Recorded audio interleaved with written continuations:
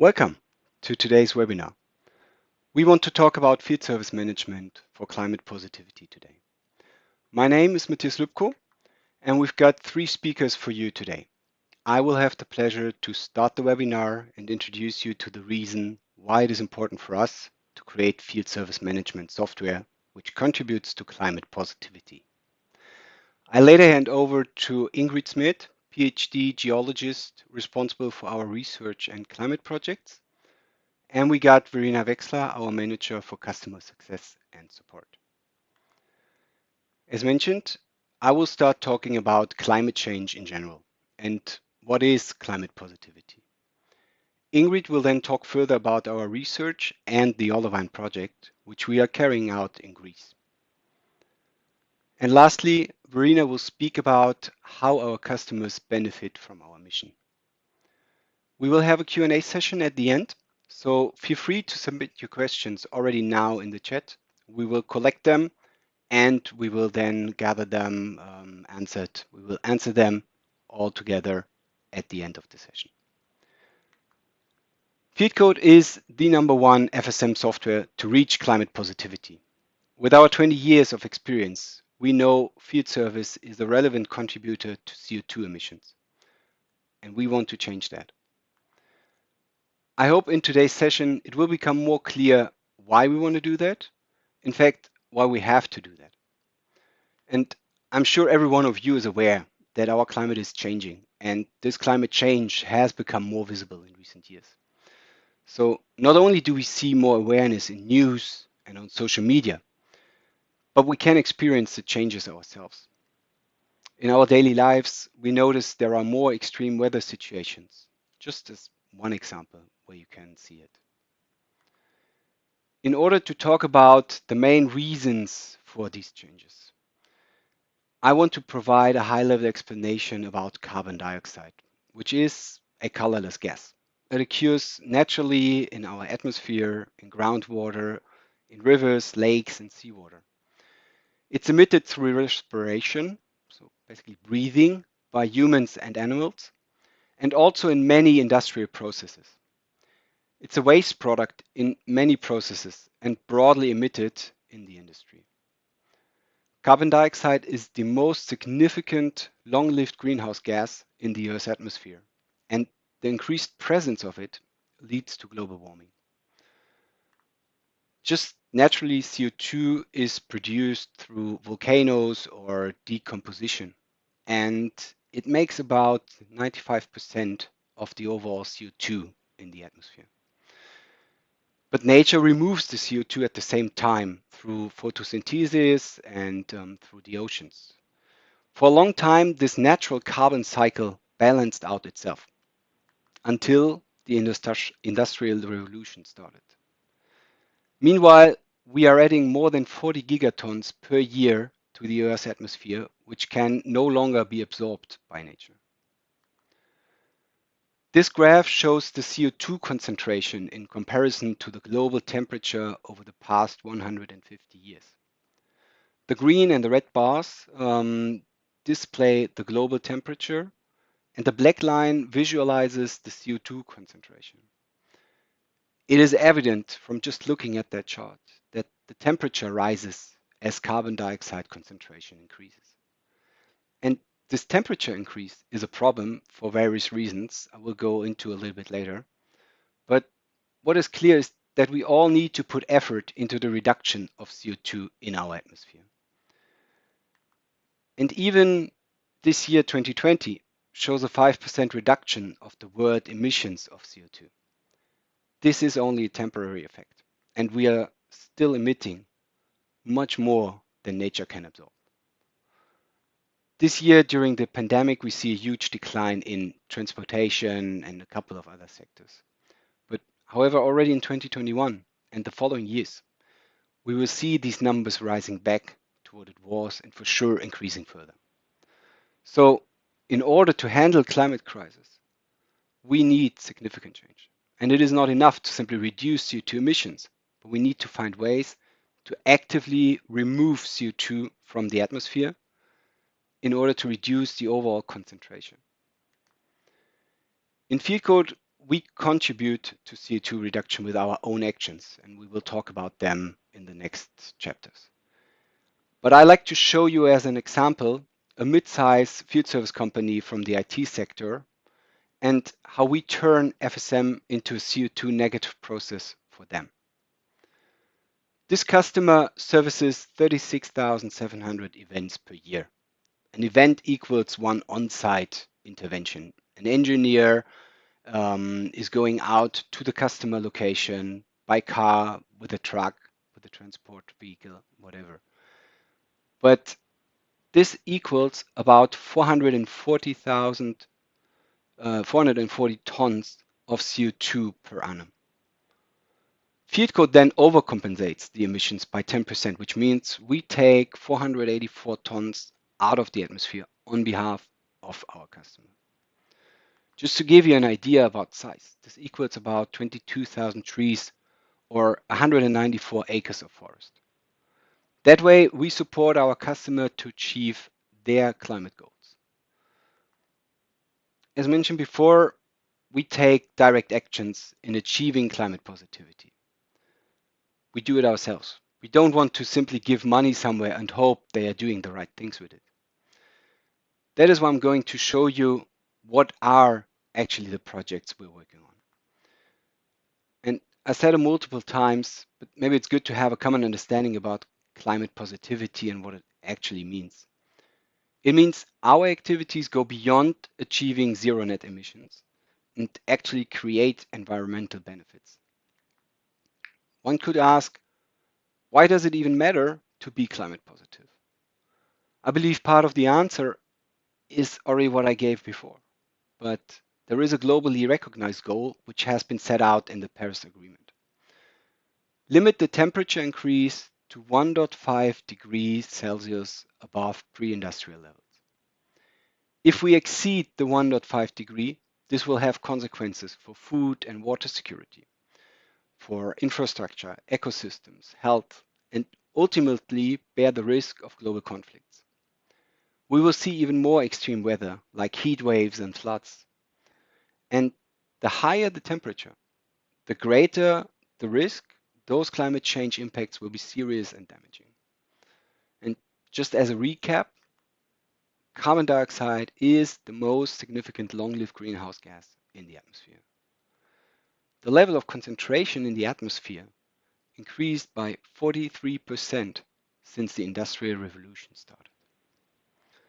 And one field service intervention emits 12 kilograms of CO2. And that is the field where we are playing in and why we think it is important to do something against it. We are compensating now on a large scale through our reforestation activities in Zimbabwe.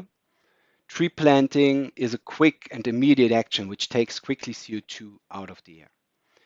Each kilogram of biomass, or simply the mass of a new tree, equals almost 2 kilograms of CO2 captured.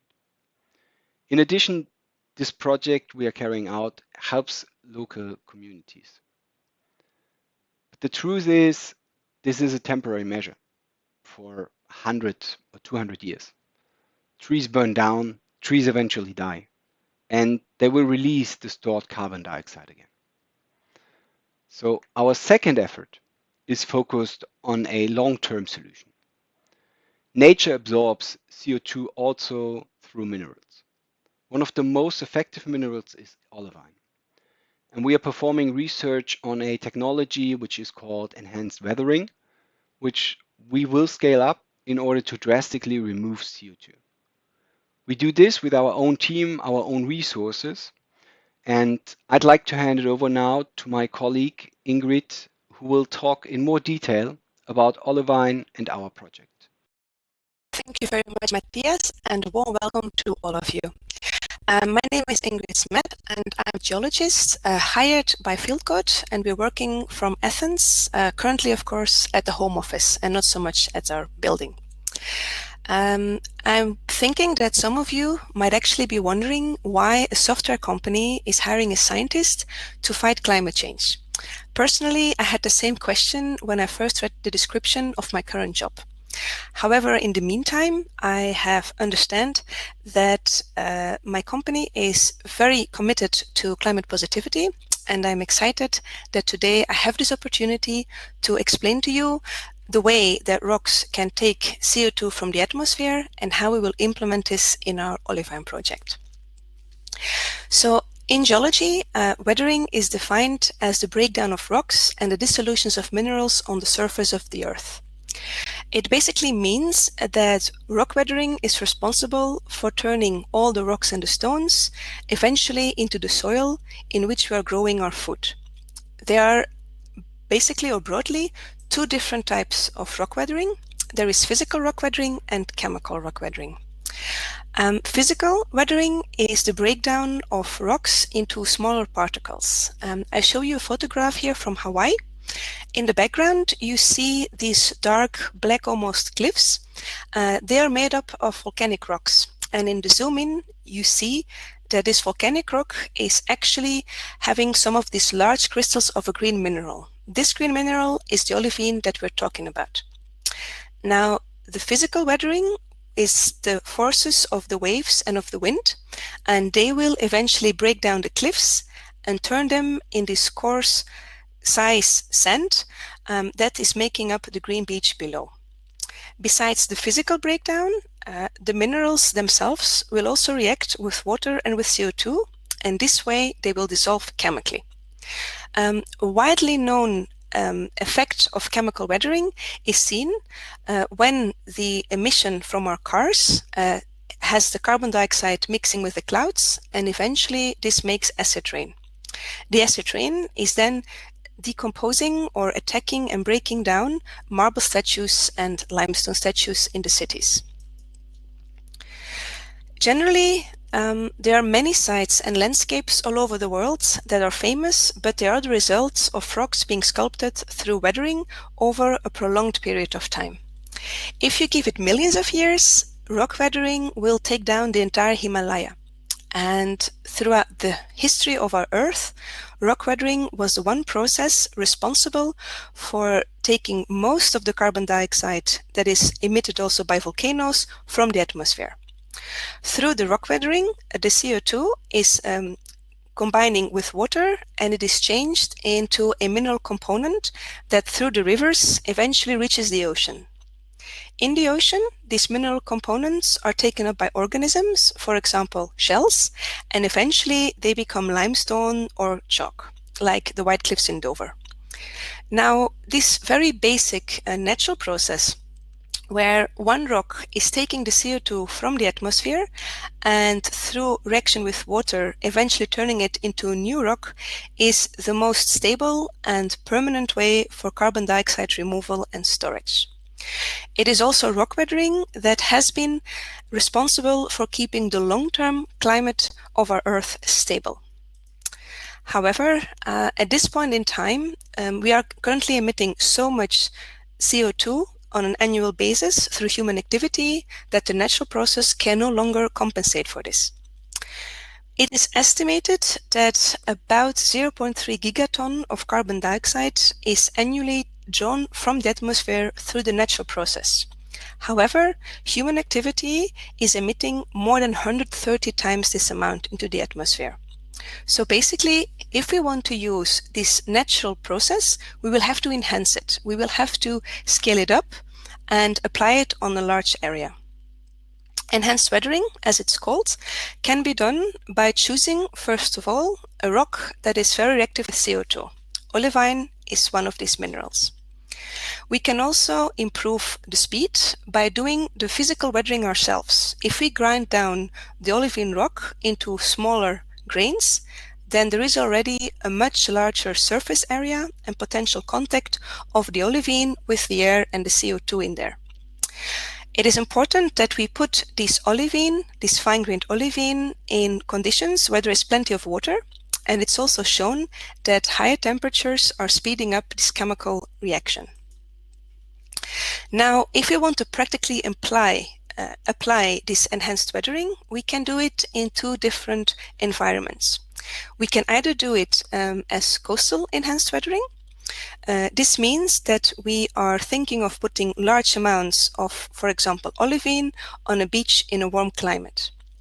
The olivine will react with the CO2 and the seawater, and the movement of the waves will eventually also be grinding down the olivine grains much smaller. An added benefit is the fact that the products of the olivine dissolution are fighting against ocean acidification. Ocean acidification is yet another bad result from the high amount of CO2 in our atmosphere and is responsible for the bleaching and the dying of the coral reefs. The land-based counterpart is called terrestrial enhanced weathering, and in this scenario we will mix small grains of rock or olivine dust with the soil, probably or in the best way in tropical climates. Now, the activity of microorganisms in the soil, such as bacteria, but also earthworms and plant roots, are again speeding up the process of natural weathering. So it is most optimal to combine terrestrial enhanced weathering with common agricultural practices. And at the same time, the products that come from the dissolution of olivine are improving the quality of the soil and hence also the crop yield. Now, the very first time that enhanced weathering was mentioned as a potential tool or ally in the fight against climate change was in 1990. I can imagine that some of you are wondering why, as it's 30 years ago, are we now not used to seeing olivine green beaches all over the world? And why are farmers not yet mixing in olivine dust or other rock dust in the soil? Well, initially, there have been laboratory experiments to see how fast the olivine reacts, but it was deemed too slow to be able to help us at all. 20 years later, however, it became clear that the climate crisis is becoming more urgent and that we can no longer just emit less CO2, but that we currently also need to take out large amounts of carbon dioxide from the atmosphere. Since we need all the help that we can get, researchers went back to the idea of enhanced weathering. And this time they realized that this speed of olivine reaction that was measured in the lab initially is probably too slow, because it does not take into account natural parameters such as, for example, the waves that are crushing the olivine or the microorganisms and the plant roots in the soil. So more recently, new research has been started up. Government funding is always a little bit slow on picking up on these, but luckily there have been a number of cooperations of scientists with NGOs, with private companies, and the first large-scale field experiments of enhanced weathering are on the way. The world's very first coastal enhanced weathering large-scale experiment is Project Vesta. In 2021, they will make an olivine beach in a tropical climate, and they will see then how fast actually the weathering is happening, how much CO2 is taken out of the atmosphere, and what is the effect on the surrounding nature. Fieldcode is an active participant in Project Vesta and hence also looking into coastal enhanced weathering. However, beside this project, we also want to test the potential of terrestrial enhanced weathering. And this is why we started the Olivine Project. So, as Matthias explained to you before, the very nature of the field service industry makes that it contributes to carbon dioxide emissions. As a company, Fieldcode wants to overcompensate the emissions of CO2 that are linked to the use of our software. So the Olivine Project has the main goal to test, but also to enhance terrestrial enhanced weathering and to scale it up so that we can take significant amounts of carbon out of the atmosphere. We decided to kick off this project in Greece. On one hand, because there is a warmer climate and a higher temperature will speed up the process, but also because there are naturally occurring olivine sources all over the country. So we will use the local Greek olivine and apply it to relevant agriculture. As I mentioned, there are a number of locations in Greece where there are rocks rich of olivine. And lucky for us also, there are 2 places where these olivine-rich rocks are already being mined by companies. The idea is that if we find an olivine that is not too far from the place where we want to weather it, we are significantly reducing the CO2 emissions that are linked to the transport of the olivine from the mine towards the field. At the moment, we have samples of the olivine rocks from both these mining companies, and they are being analyzed to see exactly which of the olivine products would be the most promising for enhanced weathering. Besides the olivine, we of course also need a good plant to improve the weathering. Greece, as I mentioned before, is beneficial because it's warm. It is, however, also very dry. Without water, the chemical reaction of olivine weathering will simply not happen. Now, water is an increasingly precious commodity, so it is out of the question that we would be using large volumes of water only to dissolve olivine and take CO2 out of the air. So instead, we focused on finding a plant that needs a lot of water naturally and that is also being cultivated on a large area. As it happens, Greece is growing about 250,000 hectares of cotton every year, and this plant needs a lot of irrigation. So, representing 80% of the European Union cotton production, the Greek cotton shows great potential on one hand to enhance the weathering of olivine in a terrestrial setting, and on the other hand to scale up this carbon negative methodology. Now, this is the theory. The practical approach of our Olivine project will start early next year. So we work together with soil scientists and farmers from all over the world. Farmers from Greece and international soil scientists. And we made up a great experimental design. Basically, we will have a multiple amount of smaller plots on which we are trying different sorts of olivine, different grain sizes, and also a variety of amounts of crushed rock. And we will be growing cotton on most of them, but on some of them not, to see the difference.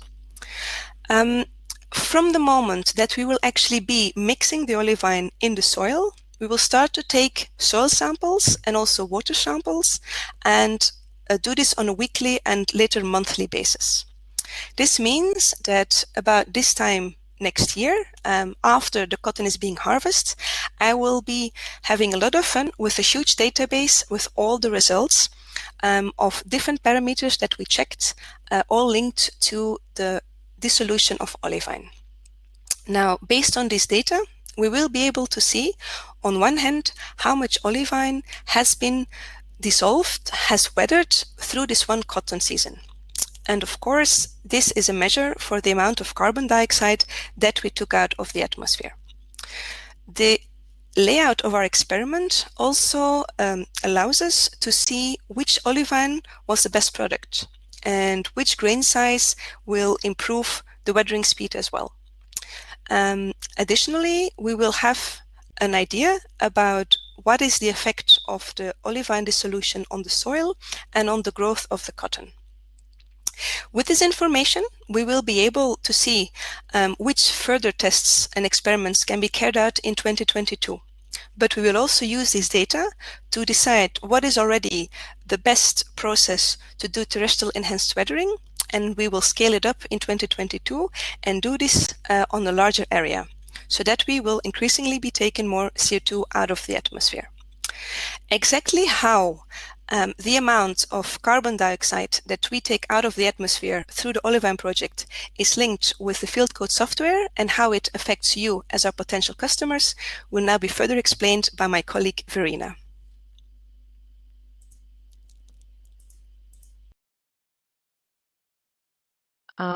So first of all, as well from my side, a very warm welcome. My name is Verena. I manage the customer success and support department here at Fieldcode. So we are responsible for any new implementations and of course the support and continuity of our customers. So Ingrid already explained what question I will be answering today. So we have been already learned why and how Fieldcode strives climate positivity. Now I have the pleasure to answer the following questions. So how do you, our Fieldcode customers, can benefit from Fieldcode's CO2 compensation activities? So yeah, the answer is actually very clear. All climate positive actions of Fieldcode, so the reforestation, the enhanced weathering, they are done for our customers. So for every event delivered in the Fieldcode software, we will compensate the produced CO2 emissions caused by delivering this event.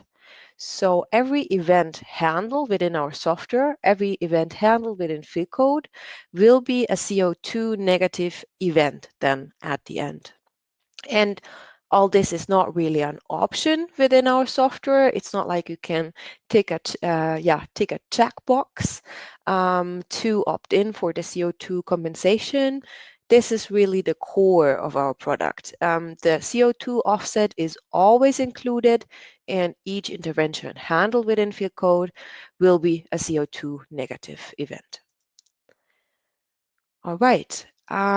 So the CO2 emissions of your event will be compensated by Fieldcode. Nevertheless, what the software also does is to support you in actually reducing your efforts in time and in resources, which will then, of course, also have a positive effect on your CO2 emissions, because the more efficient your planning will be, the less CO2 will be actually produced. And well, yes, actually, most of our features and functionalities will result in a reduction in time and resources, as already mentioned. The biggest effect, nevertheless, will have automation and our optimization functionalities. So let me say a few words to that. So the first step, once a new ticket has been created or received through an API, the ticket will then be automatically routed to the respective resolution group, and then the tickets are dispatched automatically based on the defined rules, the skills embedded, and your capacity of the resources. And further, for your customers, clients, or contacts, on-site contacts, they won't need to be informed manually anymore. The software will keep them informed automatically. An example would be that a technician and resource is stuck in a traffic jam. The system will automatically inform the on-site contact. But not only this automation and optimization functionalities will result in the reduction in compensation. Also, of course, our pricing model, the pioneering pay per event model. The number of field service events, they can really vary per month.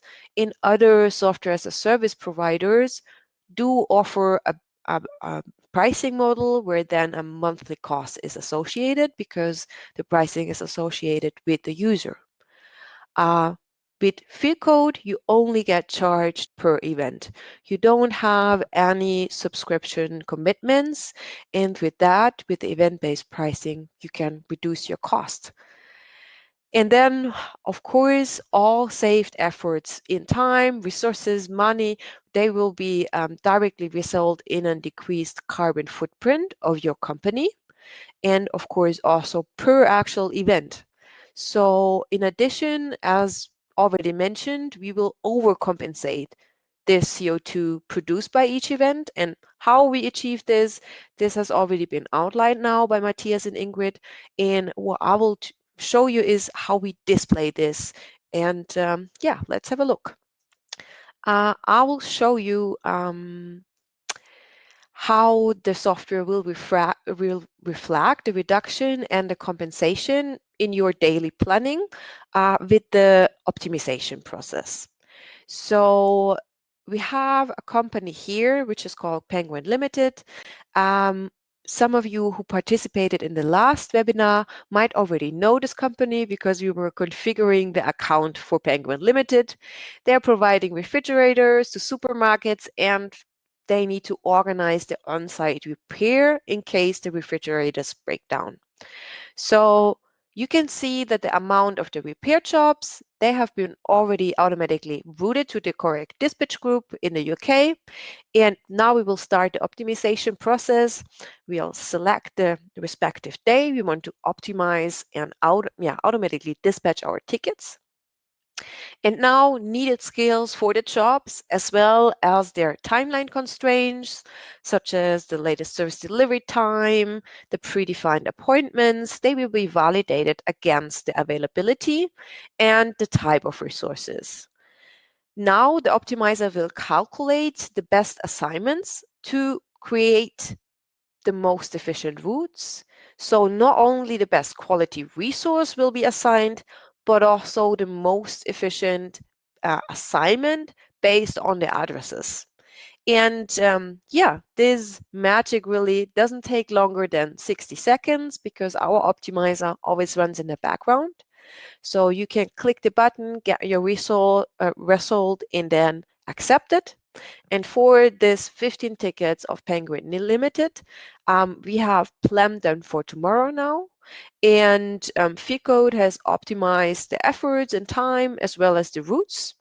And furthermore, you can see as well that for this specific planning, the produced CO2 of the delivery of Penguin Limited will be overcompensated. So 180 kgs of CO2 will be compensated through Fieldcode for this day for this dispatch group for Penguin Limited. Furthermore, we want to support smaller businesses as well in increasing their activity. That's why Fieldcode is really free for an unlimited time for up to 10 users. And for non-profit organizations to even more support the positive changes in the world, we provide our software completely free with no limits in users, no limits in time or events handled within the software, for free for all non-profit organizations. So feel free to contact us in order to have a first conversation started, to have Fieldcode implemented, or to request a demo.